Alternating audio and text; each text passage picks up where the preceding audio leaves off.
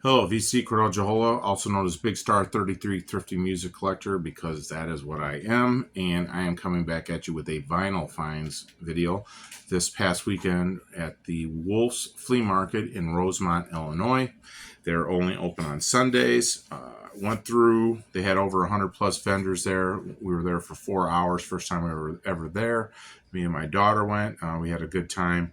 Weather was real cooperative in the beginning, and when we started to leave, it started to just rain, sprinkle a little bit. So good timing. We got there bright and early. It opened at 6. We were there by 6:20. So it was well worth it. We had a good time. So these were different albums at different prices. I probably only really ran across 6 guys that were just selling strictly vinyl, and they were negotiating on some, and plus they were a little high priced on some of it. So it was watched a video not too long ago. Dylan of Noble Records was talking about the hunt, and yeah, on some things, there's a lot of things that I just was like, I already have that. I put it back, and there were others I just bought because I don't really see it, kind of, but I may have it on CD and for the price, so I got it. So it's kind of like back and forth. So, so this one. This guy had used vinyl for $3. He had 4 bins of it. It seemed to be in pretty good shape, and I didn't want to spend a ton of money again. And his CDs were $1. And so I was like going through. I was going to buy the one Kansas album, but I'm like, that's kind of common. I could find that one. So I had to like really determine things that I don't see, and I mean, to each his own. So I picked these up. So this one, again, they were used vinyl for $3, but I don't see this album out at a reasonable price.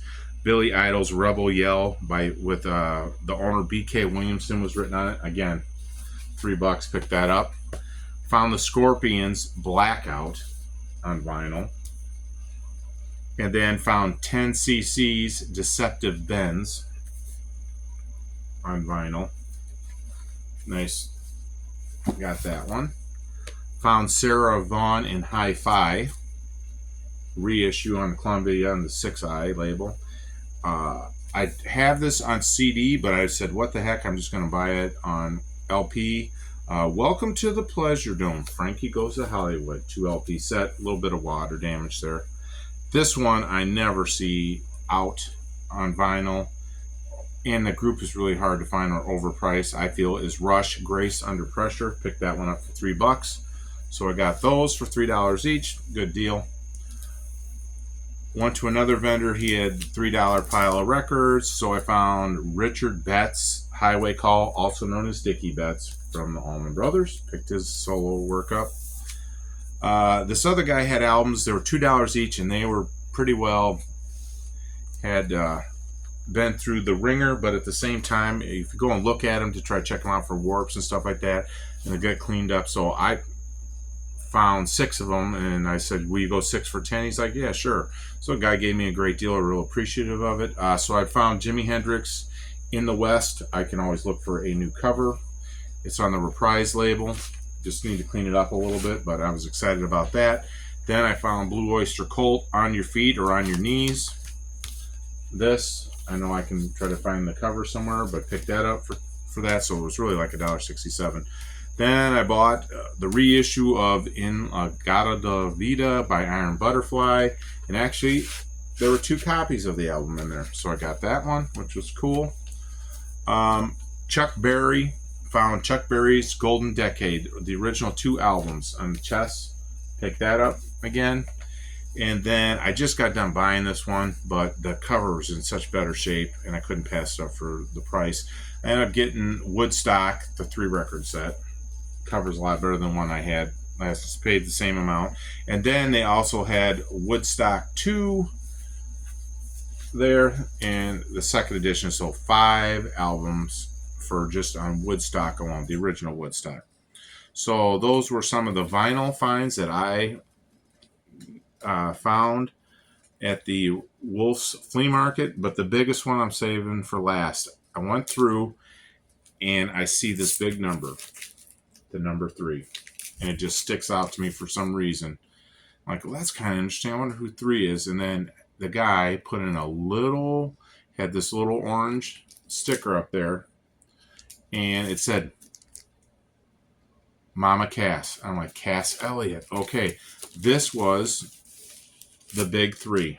Her first recording that she did, and she was with the bitter end in the Greenwich Village, the big three, and it was Tim Rose, Cass Elliot, and Jim Hendrix. And this was her very first album that she ever did that I know of before the Mamas and the Papas. And then she had another album, the Mugwumps. They were there on that before they became the Mamas and the Papas. So I've got all of Cass Elliot's music before the Mamas and the Papas. I still have to get some of her solo work. I'm looking for that, but I mean, to find this for $3, it's in so shape. But I mean, where are you going to find it? And I'm just do enjoy her voice. She was very underappreciated for the times. Everybody thought she was a big woman. I mean, there was conflicts about her weight, and she struggled with her weight.